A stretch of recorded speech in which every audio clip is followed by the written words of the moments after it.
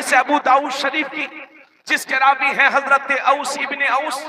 आका करीम सल्लल्लाहु अलैहि वसल्लम फरमाते हैं, ए लोगों, तुम्हारे दिनों में सबसे बेहतरीन दिन जुमे का है। उसके बाद मेरे नबी फरमाते हैं कि जुमे का दिन इसलिए बेहतरीन है चूंकि जुमे के दिन हजरत आदम अलैहिस्सलाम पैदा हुए, और जुमे ही के दिन हजरत आदम का विशाल हुआ, और जुमे ही के दिन सूर फूंका जाएगा, और जुमे ही के दिन वो सख्त आवाज बुलंद होगी जिसे सुनकर के सब मर जाएंगे। जब मेरे नबी ने ये फरमाया तो सहाबा खौफ इलाही से लरसने लगे, उन पर रौब तारी हो गया। तो मेरे नबी बोले, मौलाना साहब तवज्जो कीजिए खुदारा। तो मेरे नबी ने फरमाया, मेरे सहाबा जब जुम्मे का दिन आया करे तो कसरत के साथ मुझ पर दुरूद शरीफ पढ़ा करो, चूंकि तुम्हारा दुरूद मुझ पर पेश किया जाता है। तो एक सहाबी बोले, या रसूल अल्लाह, जब तक आप हमारी निगाहों के सामने हैं तो सुभान अल्लाह, लेकिन जब आप कब्र में तशरीफ ले जाएंगे, जब आप दफन हो जाएंगे, तो क्या हमारा दुरूद तब भी आप पर पेश किया जाएगा? तो उसी दिन मेरे नबी ने फरमाया था, इन्नल्लाह हर्रमा अलल अर्दी अजसादल अंबिया, बेशक अल्लाह ने जमीन पर हराम कर दिया है कि नबियों के जिस्मों को खाए।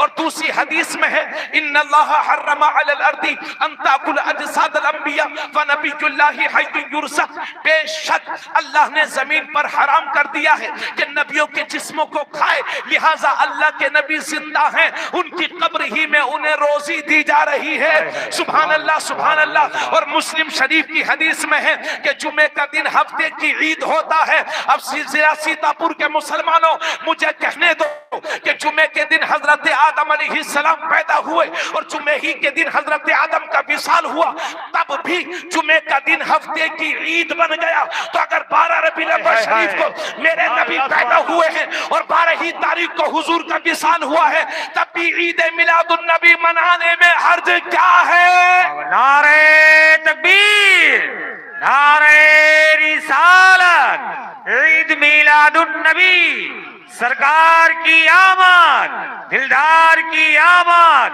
मसलके आला हजरत हजरत अल्लामा मुफ्ती तबरेज आलम साहब किबला, नारे तकबीर, नारे रिसालत। तब भी ईद मिलादुन नबी मनाने में हर्ज क्या है? और दूसरी वजह यह है, दूसरी वजह यह है कि आना पहले होता है, जाना बाद में होता है, जिंदगी पहले होती है, मौत बाद में होती है, हयात पहले होती है, वफात बाद में होती है। तो पहले हम सुन्नियों को नबी के आने की खुशियां तो मना लेने दो, अल्लाह सुभान अल्लाह, नबी के आने की खुशियां तो मना लेने दो। वक्त मिलेगा तो गम भी मना लेंगे, मगर गम करें तो किसका? अरे वो कोई तुम्हारा डुप्लीकेट होगा जो मर गया होगा। हम सुन्नियों का नबी तो कल भी जिंदा था, आज भी जिंदा है, सुबह क़यामत तक जिंदा रहेगा। और हमारा सुबह क़यामत के कोई भी नबी मुर्दा नहीं होता, और जो मुर्दा होता है वो नबी नहीं होता। नारे तकबीर, नारे तकबीर, नारे रिसालत, नारे रिसालत, मसलके आला हजरत, मसलके आला हजरत, जश्न ईद मिलादुन नबी, जश्न ईद मिलादुन नबी, हजरत अल्लामा मुफ्ती तबरेज आलम साहब किबला, नारे तकबीर, नारे रिसालत। सुभान अल्लाह, माशाअल्लाह, सुभान अल्लाह। जोर से बोलो लब्बैक या रसूल अल्लाह, या रसूल अल्लाह। जो अपने नबी को जिंदा जानता है वो मोहब्बत से बोले लब्बैक या रसूल अल्लाह, या रसूल अल्लाह, लब्बैक या रसूल अल्लाह। लब्बैक या रसूल अल्लाह। तो जमाना सुन ले कि हम किसी मुर्दे का कलमा नहीं पढ़ते। आपसे पूछना चाहता हूँ, मुर्दे का कलमा पढ़ते हो या जिंदे का? अरे बोलो भाई बोलो, मुर्दे का कलमा पढ़ते हो या जिंदे का? तो मेरा नबी मुर्दा नहीं, मेरा नबी जिंदा है। और जिंदे का गम नहीं मनाया जाता, जिंदे का जश्न मनाया जाता है। कोई समझ पाए या ना समझ पाए, लेकिन इमाम अहमद रजा समझ गए और दुनिया को समझा गए और यूं कह गए, तू जिंदा है वल्लाह, तू जिंदा है वल्लाह, मेरे चश्मे आलम से छुप जाने वाले। बहुत खूब, सुभान अल्लाह, सुभान अल्लाह, माशाअल्लाह, सुभान अल्लाह। यही वजह है कि सारे बुजुर्गों का उर्स होता है और हुजूर की मिलाद होती है। बेशक, सुभान अल्लाह। तो 12 वफात वो मनाएं जिनको लगता हो कि माज़अल्लाह हुजूर, मैं कहना भी नहीं चाह रहा हूं, और एक मौलवी ने लिखा हुजूर मर के मिट्टी में मिल गए, तो ऐसा लगता है कि मौलवी खुद मिल गया। इमाम अहमद रजा ने हुजूर को जिंदा कहा तो हमारे दिलों में जिंदा है इमाम अहमद रजा, और दुनिया को उन्होंने बता दिया तू जिंदा है वल्लाह, तू जिंदा है वल्लाह। मेरे चश्मे आलम से छुप जाने वाले अजीब माहौल बना रखा है लोगों ने। जब 12 रबीउल अव्वल शरीफ के चांद जैसे ही दिखा तो सुन्नियों ने एक झंडा लगा दिया। अब चाहे सब्ज लगा दो चाहे सफेद लगा दो, कोई बात नहीं, किसी भी कलर का लगा दो, मगर चूंकि वो गुंबद खसरा है तो लोगों को ये रंग भी बड़ा पसंद है। साहब हुजूर से जिस चीज को निस्बत हो जाए वो चीज मुसलमान को भी बहुत पसंद है। तो हुजूर की मोहब्बत में सब्ज परचम लहरा दिया, और जैसे ही परचम देखा हमारी छत पर मौलवी साहब ने, तो बोले कुरान से दलील लाओ, कुरान में कहां लिखा है। तो मौलवी साहब हमने परचम लहराया 5 सितंबर को, तो 15 अगस्त को आपने भी तो तिरंगा लहराया था। पूछना चाहता हूँ मौलवी साहब तिरंगा कहाँ लिखा है? कुरान में जहाँ तिरंगा है वही सब्ज, जहाँ तिरंगा है वही यकरंगा है। जरा जोर से बोलो। और अगर इतने ही ईमानदार हो तो गवर्नमेंट को खत लिख के भेजो कि हम तिरंगा नहीं लहराएंगे, क्योंकि हमें कुरान में इसका सबूत नहीं मिल रहा है ना। मगर हम जानते हैं ऐसा नहीं करेंगे, क्योंकि मौलवी साहब की खटिया खड़ी बिस्तर गोल हो जाएगा। तो जमाना सुन ले, हम इंशाल्लाह तिरंगा हम भी लहराएंगे, हमारी नस्लें भी लहराएंगी, चूंकि तिरंगा हमारे मुल्क की शान है, हमारे मुल्क की जान है, हमारे मुल्क का वकार है। अल्लाह का शुक्र है हम तिरंगे से मोहब्बत करते हैं, 15 अगस्त के दिन खुद भी लहराते हैं। मगर जमाने को यह भी मालूम हो जाना चाहिए, जिनकी समझ में नहीं आ रहा वो समझ लें कि 15 अगस्त को तिरंगा इसलिए लहराया जाता है कि हिंदुस्तान आजाद हुआ था, और 12 रबीउल अव्वल शरीफ को झंडा इसलिए लहराया जाता है कि ये सारा जहान आजाद हुआ। बहुत सुभान अल्लाह, सुभान अल्लाह, जिंदाबाद जिंदाबाद, माशाअल्लाह, जिंदाबाद, अल्लाहु अकबर, या रसूल अल्लाह, जिंदाबाद जिंदाबाद जिंदाबाद जिंदाबाद, अल्लाहु अकबर, या रसूल अल्लाह। लोग सवाल करते हैं क्या नबी ने मिलाद मनाया है? नबी ने अपना मिलाद मनाया है? तो मेरा जवाब यह है कि हाँ मनाया है, मगर आपने पढ़ा नहीं है। मुस्लिम शरीफ की हदीस, रावी हैं हजरत अबू कतादा अंसारी, गलत साबित करने वाले को 1 लाख रुपया इनाम। रावी हैं हजरत अबू कतादा अंसारी, आका करीम सल्लल्लाहु अलैहि वसल्लम हर पीर के दिन, 2 शंबा के दिन रोजा रखते थे। अब हदीस के अल्फाज सुनिए, इन्ना रसूलुल्लाह सल्लल्लाहु अलैहि वसल्लम सुइला अन सौमी यौमिल इस्नैन, आका करीम सल्लल्लाहु अलैहि वसल्लम से पूछा गया कि या रसूल अल्लाह आप पीर के दिन का रोजा क्यों रखते हैं? मेरे नबी ने फरमाया फीही वुलिदतु व फीही उनज़िला अलैया, मैं पीर के दिन का रोजा इसलिए रखता हूँ कि मैं पीर ही के दिन पैदा हुआ हूँ और पीर ही के दिन मुझ पर पहली वही उतरी है। तो ये नबी का आशिको, जहां आप जुलूस निकाला करो तो कम से कम पीर के दिन कभी कभी रोजा भी रखा। ये मेरे नबी की सुन्नत है। मेरे नबी रोजा रखते थे पीर के दिन, खुद फरमाया कि मैं पीर के दिन पैदा हुआ हूं इसलिए रोजा रखता हूं। तो अब भी कोई शक रह गया मिलाद का सबूत में? और आइए चलिए आगे बढ़े। कुरान के बाद जिस किताब का सबसे बड़ा मकाम है वो है बुखारी शरीफ। वही बुखारी शरीफ की हदीस पेश करने जा रहा हूं, तवज्जो, पूरी तवज्जो से सुने ना आप लोग। बुखारी शरीफ की हदीस, मेरे नबी का सगा चाचा, उसका नाम है उसे दुनिया अबू लहब कहती है। अबू लहब बहुत खूबसूरत था, बहुत मालदार था, लेकिन हुजूर का बहुत बड़ा गुस्ताख।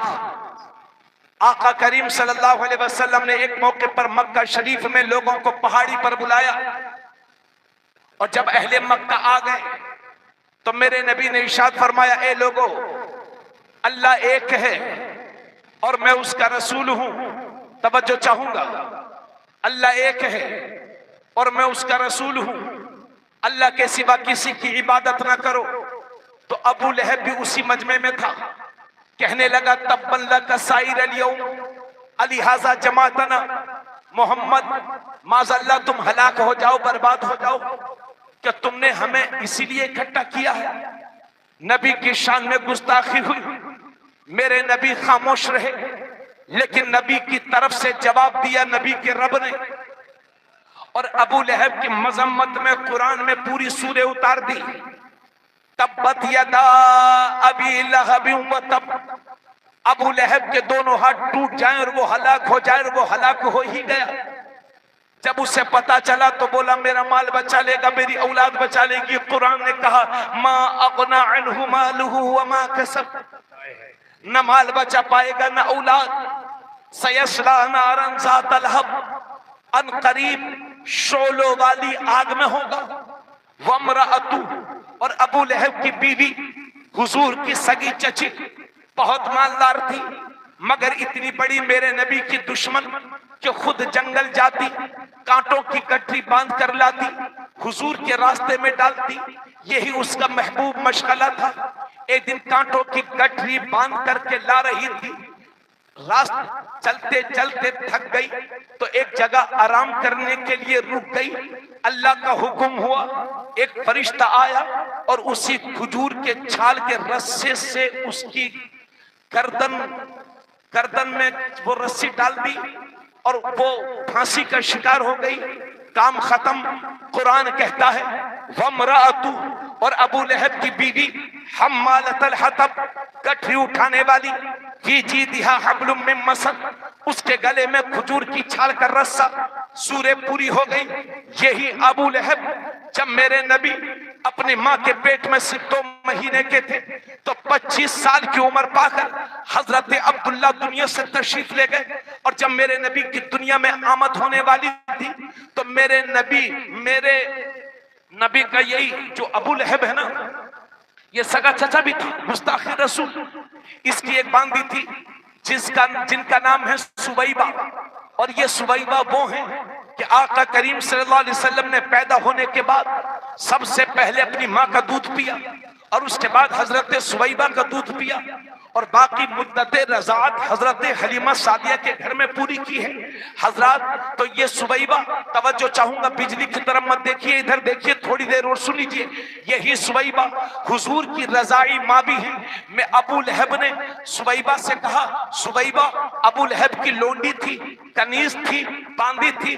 जब मेरे नबी की आमद होने वाली थी, नबी दुनिया में तशरीफ लाने वाले थे, तवज्जो चाहूंगा, नबी दुनिया में तशरीफ लाने वाले थे, तो अबू लहब ने सुवैबा से कहा, सुवैबा जाओ जाओ, देखो तुम जानती हो मेरा भाई तो है नहीं और मेरी भाभी के यहाँ बच्चे की पैदाइश होने वाली है, तुम जानती हो वो अकेली है, तुम जाओ और जाकर के आमीना की मदद करो, मेरे भाभी की मदद करो। सुवैबा गई, हजरत आमीना की खिदमत में रह रही हैं, और 12 रबीउल अव्वल शरीफ की सुबह में जब मेरे नबी दुनिया में तशरीफ लाए तो सुवैबा ने देखा कि नूर वाले आका आए हैं, तो दौड़ी दौड़ी आई और अबू लहब से कहा, आका आपको मुबारक हो, आपको मुबारक हो, आपका भतीजा आया है, आपका भतीजा आया है। तो अबू लहब ने कलमे वाली ये दाहिने हाथ की कलमे वाली उंगली उठाई और खुशी में सुवैबा से कहा, सुवैबा जाओ तुम आजाद हो, जाओ तुम आजाद हो। मेरे नबी के कदमों की बरकतें तो देखो, जब तक नबी तशरीफ नहीं लाए थे सुवैबा बांधी थी, लेकिन नबी आ गए हैं, फौरन आजादी मिल गई। अब मिशकाश, अब बुखारी शरीफ और उसकी शरह का मफहूम मुलाहजा कीजिए। यही अबू लहब जब मरा और जहन्नम में पहुंचा तो उसके मरने के 1 साल के बाद मेरे नबी के दूसरे सगे चचा हजरत अब्बास ने ख्वाब में देखा तो पूछा, क्या हाल है? कहा, भाई मत पूछो, बहुत बुरी कंडीशन है, बहुत बुरे हाल में हूँ, चारों तरफ आग ही आग है, सख्त अजाब में गिरफ्तार हूँ, बहुत परेशानी में हूं। मगर हाँ भाई, एक खुशी की बात यह है कि जब पीर का दिन आता है और मुझे प्यास लगा करती है, तो उसी उंगली को, जिस उंगली को उठा करके मैंने नबी की मिलाद की खुशी में सुबैबा को आजाद किया था, उसी को चूस लेता हूं तो मेरी प्यास बुझ जाया करती है, मेरे अज़ान में कमी आ जाया करती है, मुझे सुकून मिल जाया करता है। सोचो तो सही, जब अबू लहब जैसा कट्टर नबी का दुश्मन नबी की मिलाद मनाए तो उसे जहन्नम में फायदा पहुंचे, और हम नबी के गुलाम होकर के नबी की मिलाद मनाए तो क्यों नहीं इंशाअल्लाह हमारी नस्लों की मग़फ़िरत हो जाए। नारे तकबीर।